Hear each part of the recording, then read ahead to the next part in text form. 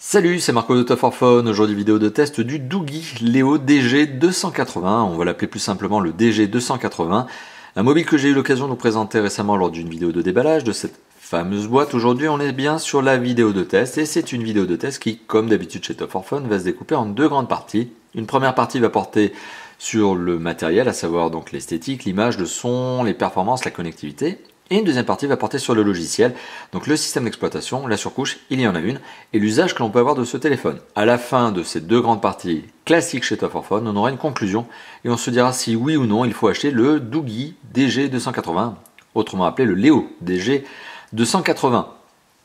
Un mobile qui, en janvier 2014, de janvier 2015, vous voyez, j'ai du mal à passer l'année, en janvier 2015 est vendu au prix de 80 € hors taxe sur le web par le biais de boutiques d'importation. Parce que je le rappelle, Doogee, c'est une marque chinoise, 100% chinoise, conçue, construite en Chine, destinée initialement au marché chinois, mais qui depuis quelques mois montre une réelle envie d'aller sur les marchés internationaux, notamment en Europe et plus précisément en France.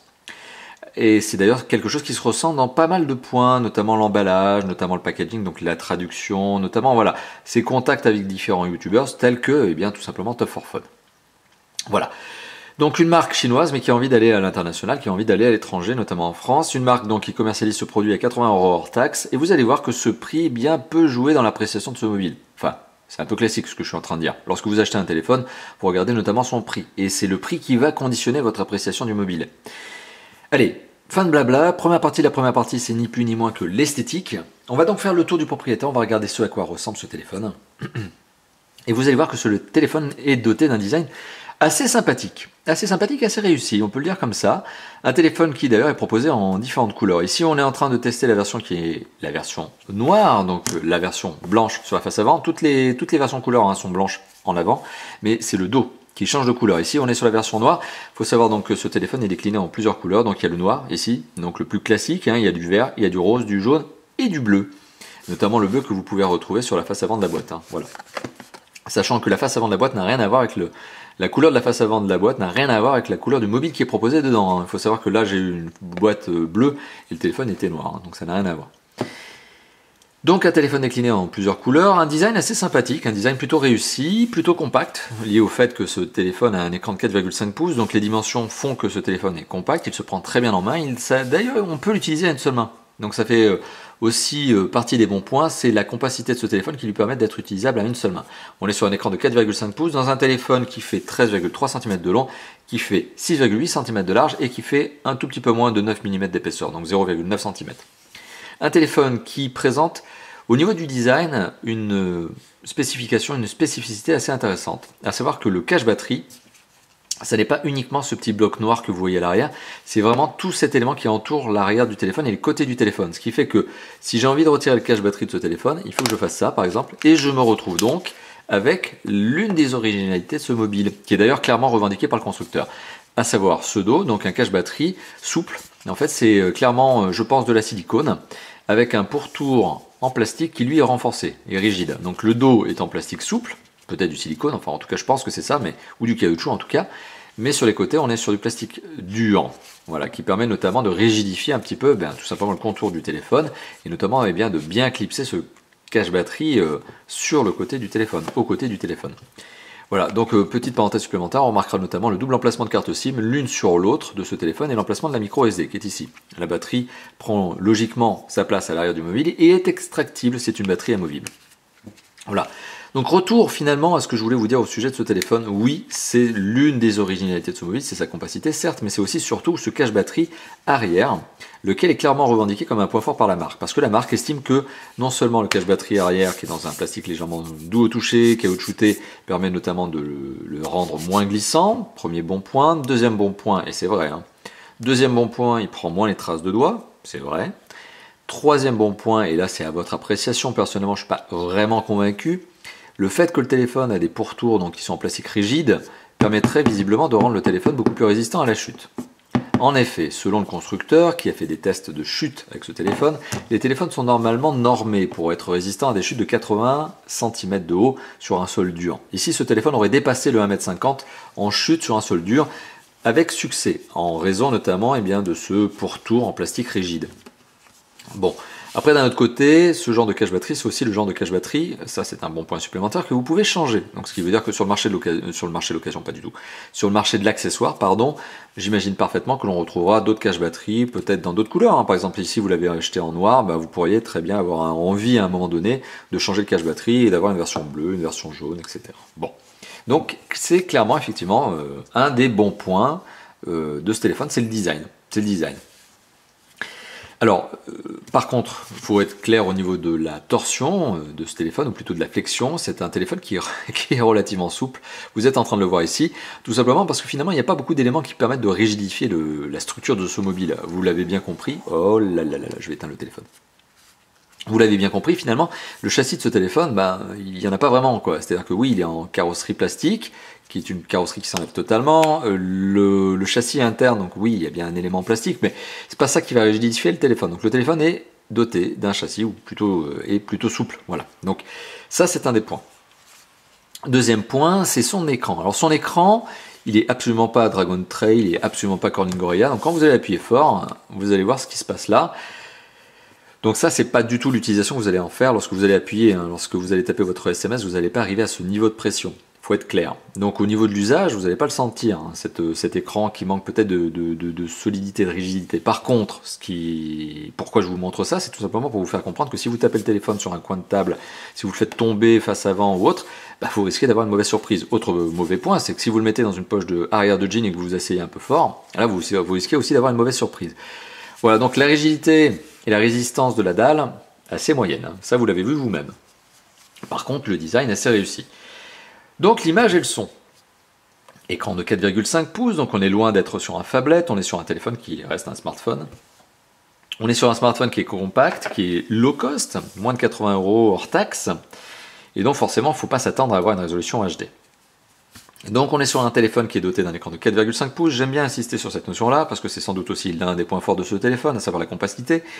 Et donc en résolution, on est sur un écran qui est un écran doté d'une résolution FWVGA. Alors précisément, ça fait quoi? Ça fait 854 pixels par 480 pixels. Donc on est sur un 480p, on n'est pas sur de la HDR10, 720p, on est encore moins sur la Full HD, 1080p, alors je parle même pas du 2K ou du 4K. On en est très loin. Bon, en termes de densité de pixels, ça nous donne une densité de 218 ppp, pixels par pouce. Donc on est encore en dessous des 300 ppp estimés nécessaires pour ne pas voir les pixels à l'œil nu. C'est-à-dire que si on regarde très près de l'écran, à un moment donné, on va risquer de voir la trame de pixels. Vous voyez, vous commencez à la distinguer peut-être un petit peu. Quand j'incline, on arrive à distinguer une trame de pixels. Bon, après, d'un autre côté, vous n'allez pas coller votre œil à l'écran pour voir si on voit les pixels. C'est pas vraiment l'utilisation. Donc, encore en tant que tel, la densité de pixels, c'est pas vraiment un problème. L'écran est un écran IPS, donc les angles de vision sont acceptables. C'est un bon point aussi, ça il faut le souligner. Le contraste et la luminosité sont tout à fait acceptables. Donc, si je me permets de vous lancer une petite vidéo YouTube. Sachant que d'ailleurs, petite parenthèse supplémentaire, YouTube n'est pas installé par défaut sur ce téléphone. Vous allez devoir l'installer. Bon, ça passe par le Play Store, c'est pas très compliqué. Donc si je lance une petite vidéo YouTube, ça permettra aussi de se faire une idée du son. Bon, là je vous montre qu'il y a bien un accéléromètre. Là, pardon, le son est à 2 tiers. Je vais volontairement le mettre à pleine puissance pour vous faire écouter le son. Le son est procuré par le haut-parleur qui est ici, situé à l'arrière. Vous voyez, je suis en train d'étouffer le son. Là, il est plus étouffé. Il est étouffé, il est plus étouffé. Le son, quand il est plein pot, il balance. Il balance fort. Il grésille pas. Enfin, en tout cas, personnellement, je trouve pas qu'il grésille. Donc, bon point sur le son procuré par le haut-parleur. L'image reste acceptable, d'une qualité tout à fait sympathique. On n'est pas dans l'effet cinéma, mais on peut parfaitement regarder une vidéo comme je suis en train de vous le montrer. Voilà. Donc l'écran en lui-même, on va dire qu'il est satisfaisant. Pour un mobile vendu à 80 € hors taxe, il est satisfaisant. Il n'est pas bluffant, mais il est satisfaisant. Au niveau du son, donc je vous ai fait écouter le haut-parleur, rien à redire dessus. Au niveau de l'écouteur, rien à redire non plus. C'est devenu un composant très classique aujourd'hui, totalement maîtrisé par les constructeurs. Et au niveau du jack 3.5, bon là aussi, idem. Rien à redire dessus. Le son est véhiculé de bonne manière, il n'y a pas de problème. Donc au niveau paramètres image et son, on est plutôt sur quelque chose de cohérent, tout à fait adapté à cette catégorie de téléphone que l'on va qualifier d'entrée de gamme, voire même low cost. Au niveau des performances, alors j'ai été très agréablement surpris, et très surpris tout court. C'est-à-dire que ce téléphone, là, hop, je fais le ménage, ce téléphone est doté de performances sur Antutu qui sont quand même valorisées à un niveau assez conséquent. Alors hop, je vais relancer Antutu, donc en espérant qu'Antutu ait gardé le score, et pas du tout, mais bien sûr que non, ça aurait été trop beau. Alors, le téléphone m'a donné un score précédemment, on ne le voit pas ici, et puis si je fais tester ça va être méga long. Donc ce téléphone m'a donné un score qui était un score de 19 000 points, donc précisément je vous redonne le score, je l'ai noté sur ma petite fiche, 19 800 points, c'est énorme.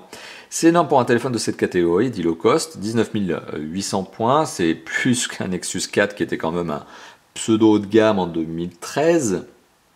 Donc là on est en 2015, comme un début 2015, bon, le temps passe et les performances évoluent bien sûr, mais on est sur un téléphone qui est théoriquement capable de faire fonctionner tous les jeux 3D, toutes les applications qui sont disponibles sur le Play Store. Il n'y a rien sur le Play Store qui ne serait en théorie censé ne pas passer sur ce téléphone. Et je vous le confirme, c'est vrai. J'ai lancé Asphalt 8 et Asphalt 8 tourne à merveille sur ce téléphone. Il n'y a rien à redire.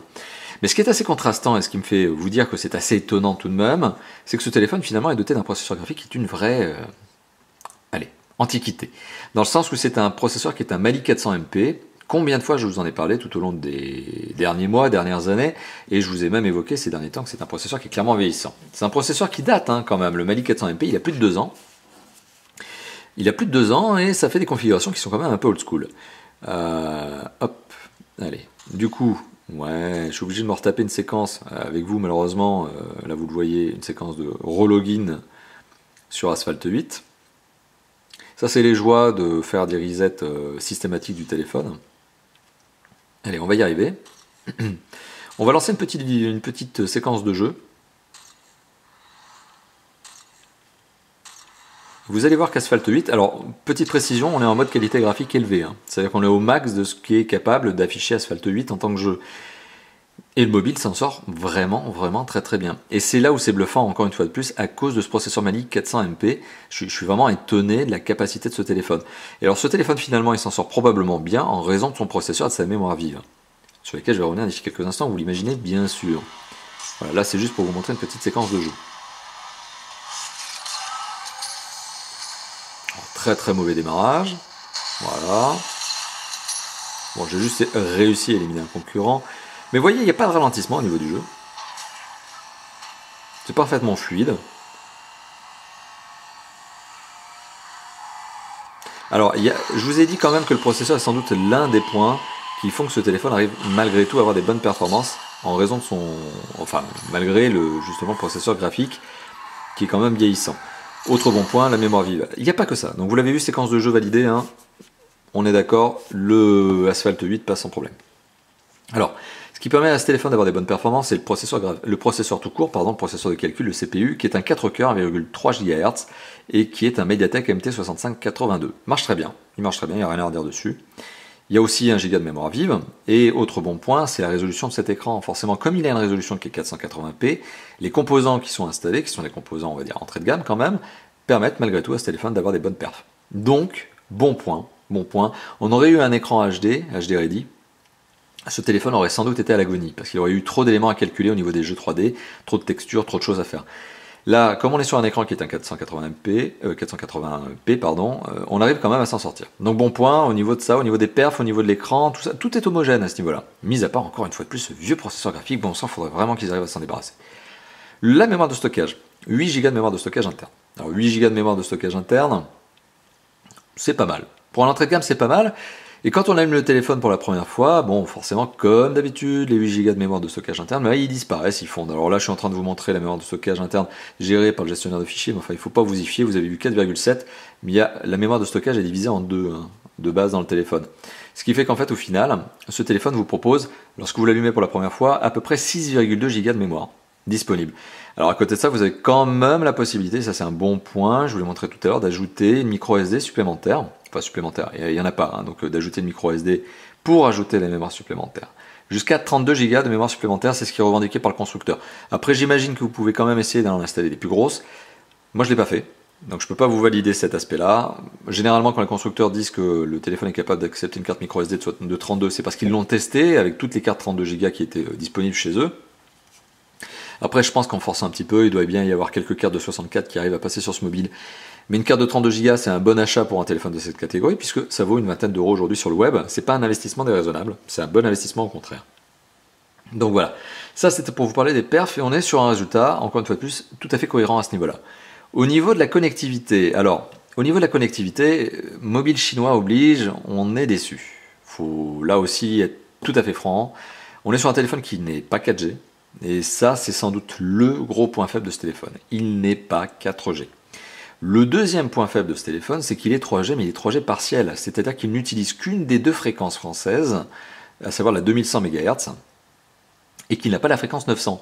Ce qui fait que finalement, vous êtes sur un téléphone qui n'est pas 4G, et vous êtes sur un téléphone 3G, mais qui ne va capter qu'une partie des antennes qui seront à disposition sur le réseau national.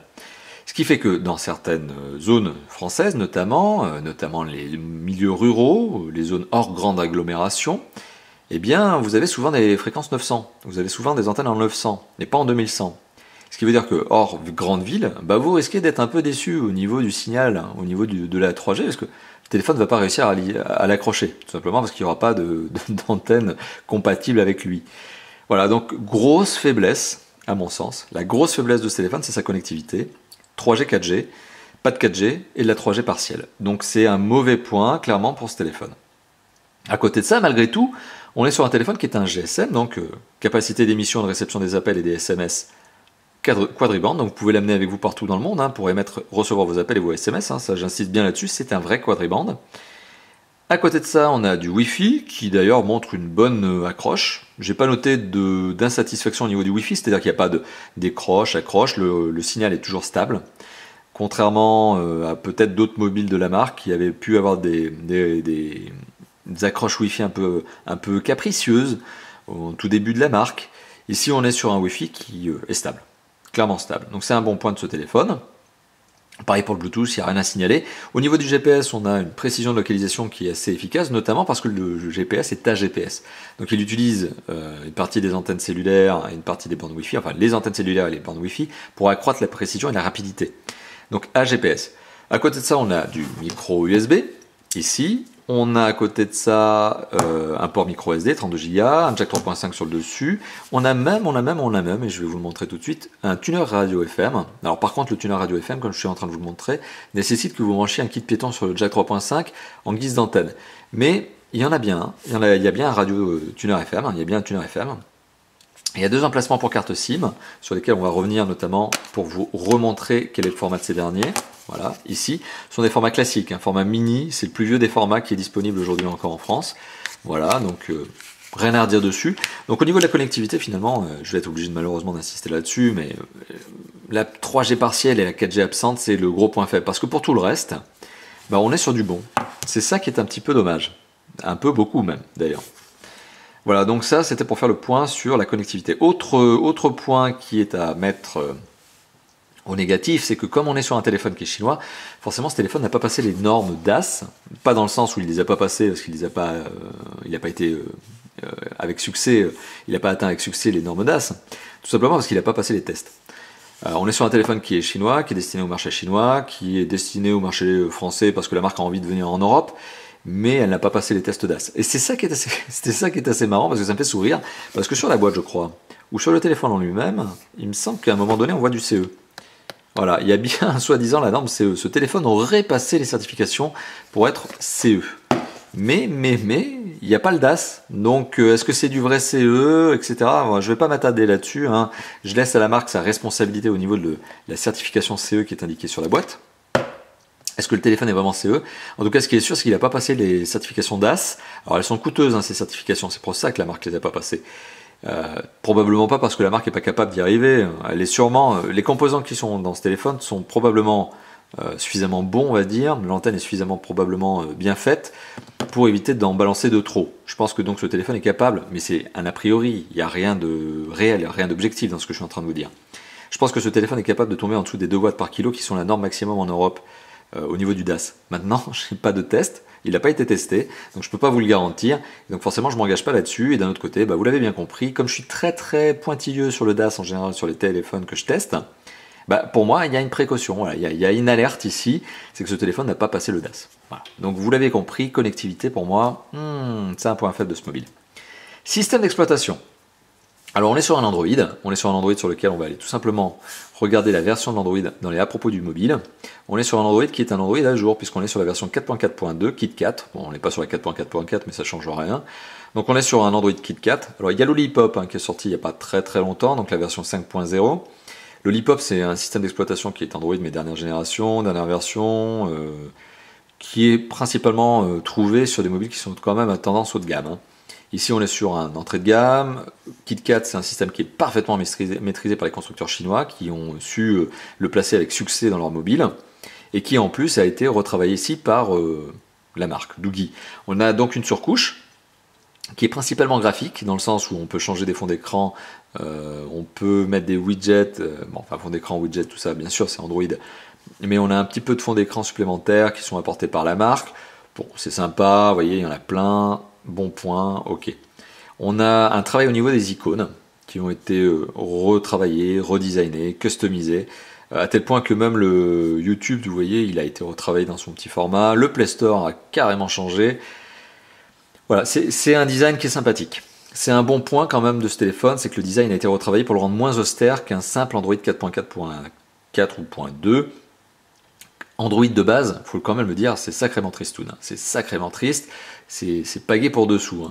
Là, on est sur un design qui a été retravaillé. Donc, on ne peut pas dire que c'est pas bien fait. Voilà, oui, c'est sympa. D'un autre côté, il n'y a pas grand-chose. La marque, elle n'a pas ajouté des tonnes et des tonnes de fonctionnalités supplémentaires. Il y a surtout, à mon avis, deux choses qui ressortent vraiment sur le mobile. Principalement, c'est les gestes, donc ce qui s'appelle en anglais les gestures. Par exemple, vous pouvez tourner le téléphone pour le rendre silencieux, balancer le téléphone pour décrocher un appel. Bon voilà, il y a ce genre de gestes, il y a ce genre de choses. Vous pouvez aussi double-cliquer sur l'écran pour double-cliquer sur l'interface rapidement, l'écran de verrouillage. Il y a des traductions. Alors par contre, c'est ça le problème. C'est qu'on est sur des traductions qui sont très aléatoires. On est sur des traductions en français, on sent que la marque elle a vraiment cette volonté de faire de la traduction et donc d'aller sur le marché national, enfin français notamment, mais bon, double tap, j'y arriverai pas, je vais passer cette étape-là et je vais éviter de m'enfoncer dans un fail, mais voilà, il y a des gestes supplémentaires qui ont été ajoutés sur ce mobile. Bon, double-cliquer sur l'écran de verrouillage, double-cliquer sur l'écran de verrouillage pour le déverrouiller, oui. Bon, il y a sûrement un moment précis à faire, bon, c'est la fonction knock-knock que vous retrouvez sur d'autres mobiles, notamment LG. Nokia, etc. Ok, on va pas s'attarder là-dessus, mais voilà, il y a des gestes supplémentaires qui ont été ajoutés. Il y a un mode économie d'énergie. Bon, ça aussi, c'est sympa. Mais regardez encore la traduction. Hop, je viens de passer tout juste, mais affichage de consumption. Consumption. Ça, c'est le mot anglais, consumption. C'est la consommation. Ça se dit pas, ça, en français. Donc, encore une fois de plus, traduction partielle, traduction pas satisfaisante. Compréhensible certes, mais pas satisfaisante. On voit qu'on n'est pas sur un mobile d'une grande marque, on est sur un mobile d'une marque chinoise qui a des prétentions, mais qui n'a pas réussi à faire son travail à 100%. Il y a 99% du travail qui a été fait sur la traduction, mais il y a encore des fautes, il y a encore des erreurs, il y a encore des manques de traduction. C'est un petit peu dommage pour une marque comme Doogee qui a envie, qui fait d'habitude bien son travail. Voilà, suite à puce. Vous voyez, donc c'est toutes ces petites choses là. Voilà, alors suite à puce, là, c'est des gestes supplémentaires. Vous voyez, geste C permettrait de déclencher le téléphone. Alors ça, je vous l'avais déjà montré sur d'autres mobiles, c'est pas spécifique Doogee. Là, le téléphone est en écran verrouillé. Si je fais un C, en théorie, je suis censé pouvoir le réveiller pour la fonction téléphonique. Vous voyez, donc vous voyez, j'ai réveillé le téléphone. Bon, pas sur la fonction téléphone, mais si je l'éteins, hop, le C, et hop, fonction téléphone. Je vais refaire le truc, mais cette fois-ci avec le E, parce que c'est probablement le E que j'ai fait, qui permet d'activer le browser Internet. Il y a une petite vibration, le E est effectivement browser internet. Voilà, donc ça aussi c'est un bon point. C'est pas spécifique Doogee, il y a plein de marques qui le font, chinoises notamment, maintenant qui ajoutent ces fameux gestures, les fameux mouvements. Mais c'est un bon point supplémentaire. Autre bon point, c'est notamment la capacité que vous avez avec ce téléphone à protéger, à mettre des codes de verrouillage. Alors il faut que je retrouve simplement la fonction verrouillage. Ouais. Est-ce qu'elle est là? Est-ce qu'elle n'est pas là? Où est-ce que je l'ai mise? Est-ce que je suis en train de vous dire une bêtise? Normalement, ce téléphone est doté d'une fonction. Alors, on va y arriver. Voilà. Là, je l'avais activé sur le mode calculatrice. Notamment, c'est une fonction qui vous permet de bloquer un certain nombre d'applications sur ce mobile et de déverrouiller ces applications avec un code. Le code que vous allez vous-même définir. Pour le coup, par exemple, j'ai fait ça sur l'application calculatrice. J'ai mis un blocage sur calculatrice. Et pour débloquer l'application calculatrice, je suis obligé de saisir mon code PIN. Un code PIN que j'aurais créé, de toute façon, c'est un code à 4 chiffres. Voilà, donc vous pouvez faire ça avec n'importe quelle application. Donc c'est une fonctionnalité supplémentaire sur ce mobile qui est sympa, qui vous permet de bloquer une ou des applications. Voilà, ça s'appelle serrure de logiciel. Vous voyez, là, je l'ai activé sur calculatrice, je vais le débloquer, voilà. Et je pourrais très bien décider, par exemple, de le mettre sur, je sais pas moi, je vais le mettre sur AnTuTu, tiens. Hop. Et on y va, on met sur AnTuTu. Et donc là, du coup, je me retrouve avec 0, 0, 0. Hop. Devoir débloquer justement mon application AnTuTu. Ah bah voilà, le score est revenu. 19 800 points. D'ailleurs, petite parenthèse, hop, non-verified score. Donc la petite information supplémentaire, c'est que AnTuTu Benchmark V5.6 ne certifie pas le score qui a été obtenu par ce téléphone. Donc, potentiellement, le score a été cheaté. Je pense pas que la marque Doogee s'amuse à cheater les tests. Hein. C'est pas, je pense pas que ce soit dans son optique. Ça serait pas très intéressant parce que ça se détecte. Mais bon, voilà, AnTuTu en tout cas ne le vérifie pas, ne le confirme pas. Il y a quand même un truc qui me surprend, là, je suis en train de le voir avec vous, c'est que je peux décider quand même de débloquer une application ou de la bloquer sans avoir à ressaisir le mot de passe. Vous sentez pas un petit peu la bêtise là? C'est-à-dire que là, je viens de dire par exemple que AnTuTu n'avait plus besoin de mot de passe, et on m'a pas demandé mon mot de passe pour choisir les droits que je devais appliquer sur les applications. Vous voyez? Là par exemple, je vais décider que Contact doit être une application qui doit être bloquée par le 000. Ok, donc je vais aller sur Contact. Donc logiquement, on me demande mon mot de passe. Mais si je suis pas trop bête, je vais aller sur l'application, je vais dire ah, bah elle est bloquée. Bah je vais la débloquer alors. Là je reviens sur Contact. Et là j'ai plus besoin d'entrer le mot de passe. Donc il y a un petit truc qui me surprend là au niveau de l'usage de l'application qui s'appelle serrure de logiciel, c'est que le mec qui arriverait pas à retrouver le déblocage du téléphone, enfin d'une application, voilà, c'est peut-être pour bloquer les enfants, quoi, pour éviter qu'ils fassent n'importe quoi, sans savoir qu'il y a cette application-là. Mais un adulte, franchement, vous lui donnez ce téléphone, il va prendre 10 minutes à retrouver comment on peut débloquer une appli. Hein. Ouais, ok, soit. Passons. Vous voyez, c'est un micro-bug, mais c'est assez étonnant. Alors, pour le reste des applications, qu'est-ce que l'on retrouve sur ce téléphone? Alors, je fais juste une dernière parenthèse. Ça, ce sont les applications que j'ai installées. Donc, les applications que j'ai installées sont sur ce téléphone. Asphalt 8 et Pixitadel, que je vais vous montrer d'ailleurs, ça va me permettre de vous montrer la qualité d'image, AnTuTu Benchmark et YouTube. Alors YouTube, ça s'installe librement par le Play Store, hein, pas de problème. Vous avez donc le Play Store, hein, vous avez Google, vous avez donc Android avec les G-Apps, les Google Apps. Donc il n'y a pas de problème là-dessus, vous avez du Gmail, d'ailleurs par défaut, hein, le Gmail est installé. Vous avez même Go Clavier, qui est une application qui est installée par défaut, qui est une application qui vous permet d'avoir un clavier un petit peu plus sympa, que je vais vous montrer ici par exemple. Voilà, c'est ce clavier qui a été retravaillé. C'est un peu plus classe, un peu plus mignon que le clavier de base Android. Après, vous n'êtes pas obligé de l'activer. Vous pouvez très bien décider de ne pas l'activer, heureusement d'ailleurs. Vous avez des applications supplémentaires qui ont été donc placées par la marque. Vous avez Documents to, hop, on y va, to go, qui vous permet donc d'ouvrir des documents doc, PowerPoint, Excel, etc. et même de les éditer. Voilà, vous avez quoi d'autre? On fait le petit tour, vous avez gestionnaire de fichiers, mais bon, ça c'est pas spécifique Doogee, un magnétophone, vous avez Maps, bon ok, musique pour lire de la musique, vidéo. Les applications musique et vidéo sont des applications Android de base, elles n'ont pas été customisées, il n'y a rien dessus. Navigateur que je vais vous remontrer d'ici quelques secondes. Paramètres Google qui sont les paramètres qui vous permettent tout simplement de gérer les paramètres de confidentialité avec Google Now, etc. Quadrant, bon ça je l'ai installé moi-même, Play Store que vous pouvez consulter, Torch qui vous permet de gérer le flash LED de votre téléphone comme une lampe torche, hop, vous êtes en train de le voir là, hop, hop, hop, hop, voilà. Truc de base, hein. Ça des applications de torche sur le Play Store il y en a des 100, il y en a des tonnes, hein, 150. Hein. Voilà, donc pour revenir au système d'exploitation, satisfaisant, bien surcouché, gentiment surcouché, quelques bugs, vous les avez vus. Mais ça reste globalement satisfaisant. Voilà, vraiment, il n'y a pas vraiment de critique à faire là-dessus. Il y a quelques petites boulettes, comme je vous l'ai montré au niveau de traduction. L'application serrure de logiciel qui est étonnamment ouvrable, fermable, customisable, sans avoir à re-rentrer le mot de passe. Ok, c'est un peu dommage, un peu bête, je trouve. J'espère que la marque réagira là-dessus en faisant une mise à jour.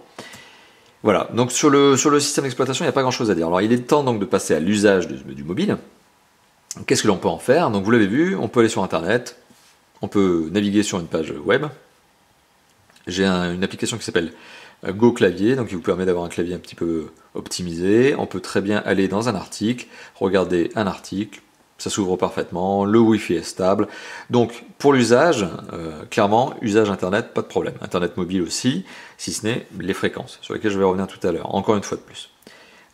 Vous avez donc la possibilité de lire de la vidéo YouTube notamment, mais plus largement la vidéo, des MP3, et puis si les formats ne sont pas reconnus de base, vous avez la possibilité d'aller sur le Play Store et de télécharger des applis pour lire les formats que le téléphone ne lirait pas de base. Globalement, c'est un téléphone qui est capable de à peu près tout faire, donc email, SMS, appel, donc les fonctions de base finalement, navigation Internet, jeux vidéo 3D, toutes les applications, donc tout passe. Bon, voilà. Donc tous les usages sont couverts. Il y a quand même un usage qui est celui de l'appareil photo, sur lequel je veux vraiment m'attarder, puisque c'est quand même un des usages principaux aujourd'hui multimédia ludique d'un smartphone. Donc le capteur photo dorsal est un 5 mégapixels, 5 mégapixels avec autofocus et flash LED. Et je peux vous le dire comme ça, les photos qui sont prises avec ce téléphone sont juste mauvaises.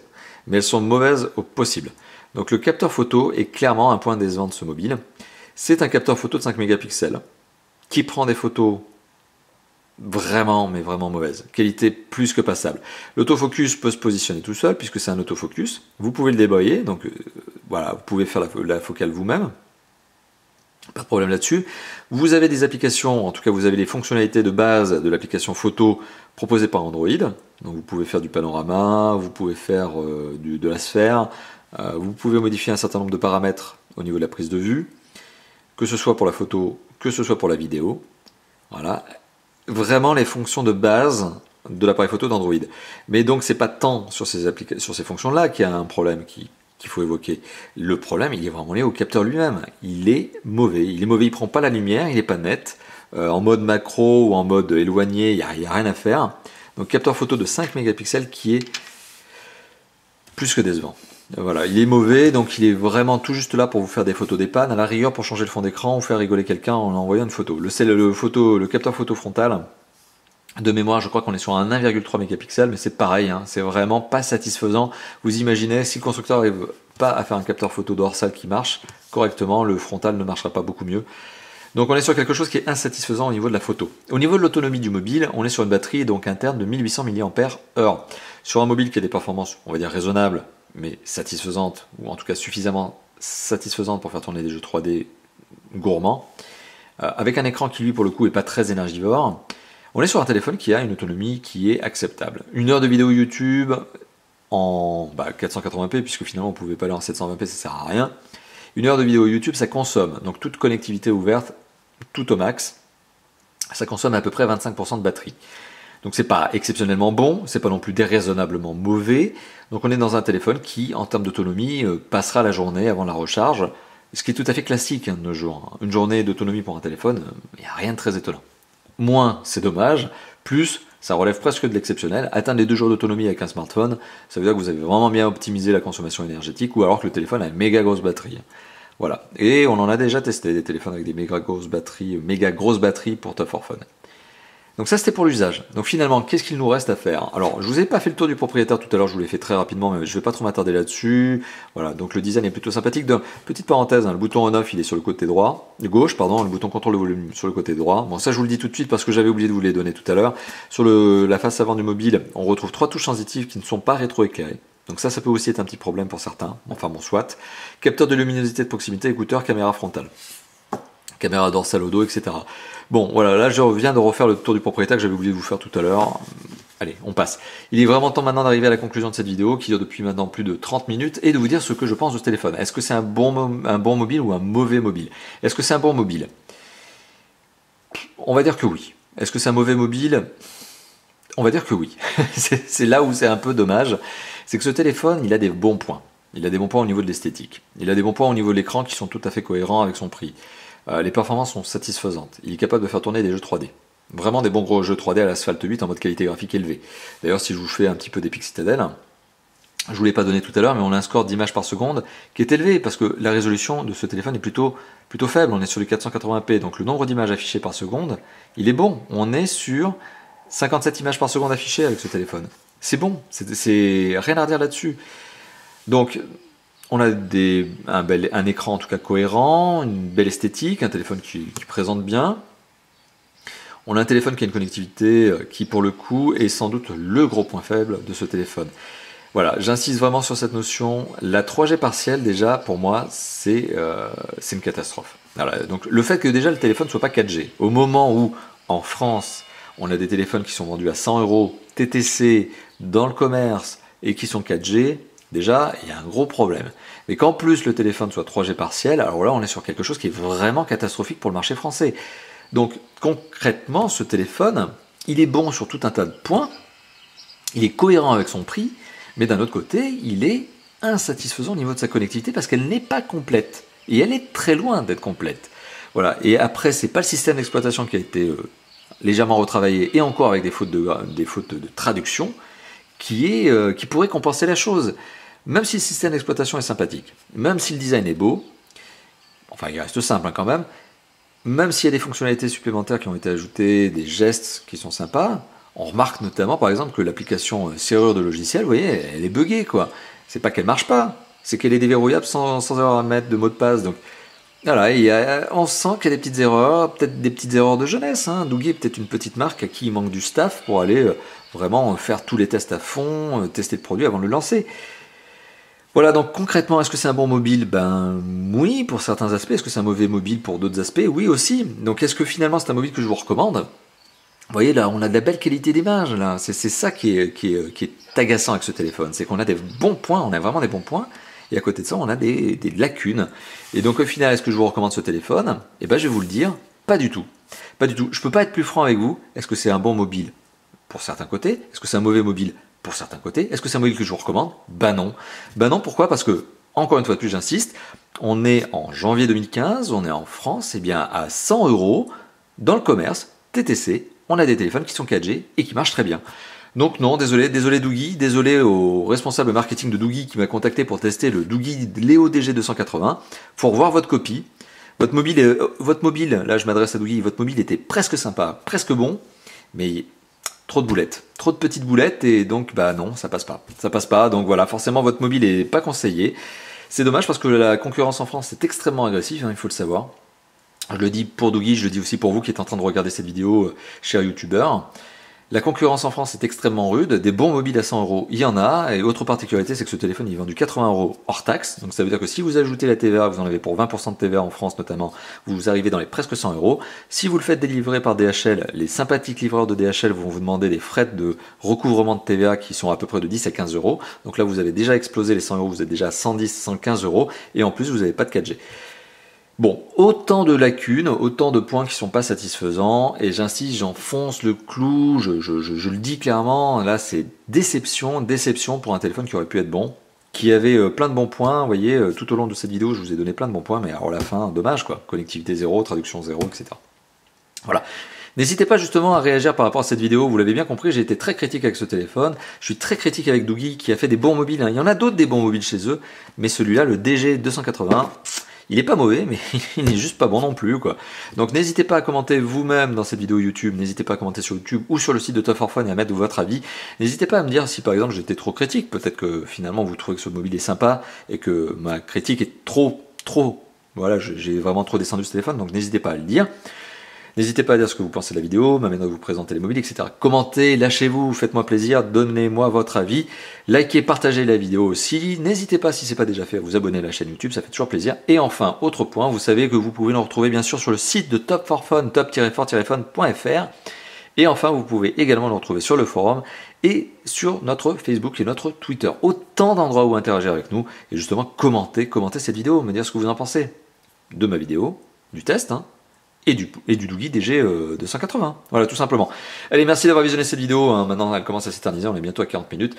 Je vous dis à bientôt pour d'autres tests, d'autres déballages et d'autres présentations, comme d'hab. Allez, ciao, ciao.